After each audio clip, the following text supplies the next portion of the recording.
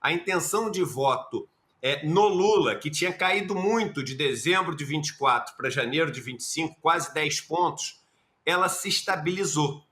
E a de Tarcísio seguiu crescendo, mas cresceu bem menos. Ou seja, também deu uma estabilizada. Quando isso acontece em política, né, principalmente em pesquisas, a gente costuma dizer que um candidato encontrou um piso e o outro encontrou um teto.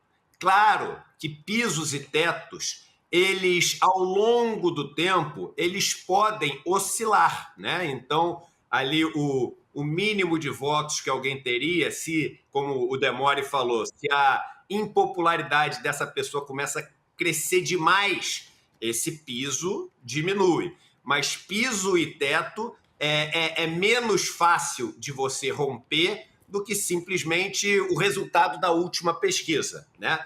E a gente vê que o Lula, mesmo com toda essa piora brutal, né, da popularidade, ele manteve exatamente, segundo a pesquisa Quest Genial, a mesma intenção de votos em 43%. Vamos para o próximo slide, por favor, que aí começa a ficar mais interessante ainda. Nesse próximo slide, ele diz o seguinte: se o Bolsonaro não for candidato em 2026, quem deveria ser o candidato da direita? Olha que interessante, Demore. Entre as pessoas que votaram em Jair Bolsonaro, a maioria não escolhe Tarcísio. Nem um quarto das pessoas escolhe Tarcísio. Então a gente, né, que vive mais fechado em duas bolhas, eu diria, tá? A primeira bolha, uma bolha do campo progressista, e a segunda bolha, a bolha, enfim, elitizada do Brasil.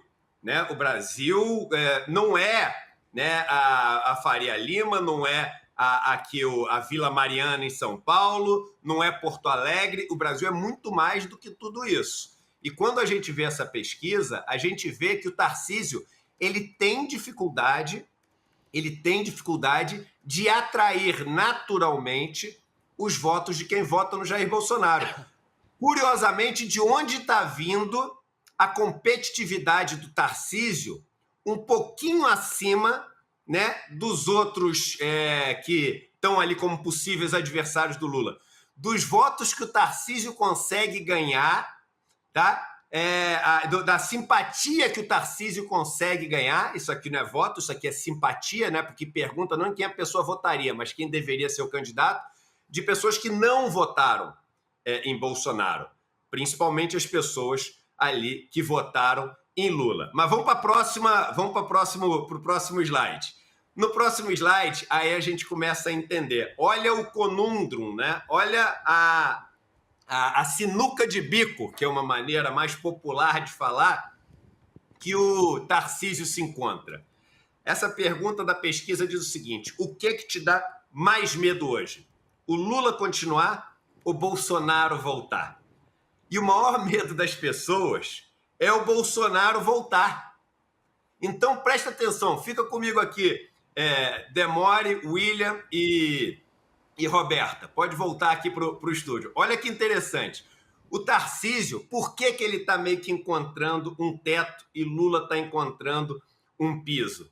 Porque quase metade da população brasileira tem como maior medo o Bolsonaro voltar. Então, votaria em qualquer pessoa, claro, quando a gente está falando qualquer pessoa, a gente está falando de Lula, principalmente, que é o candidato hoje, para evitar que Bolsonaro volte.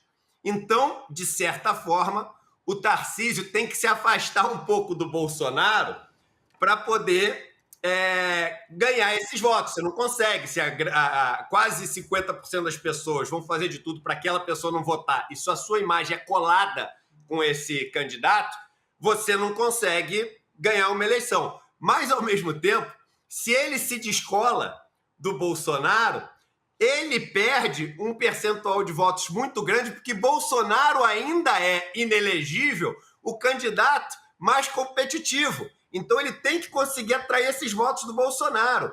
Você consegue entender por que a gente chegou meio que num piso e num teto?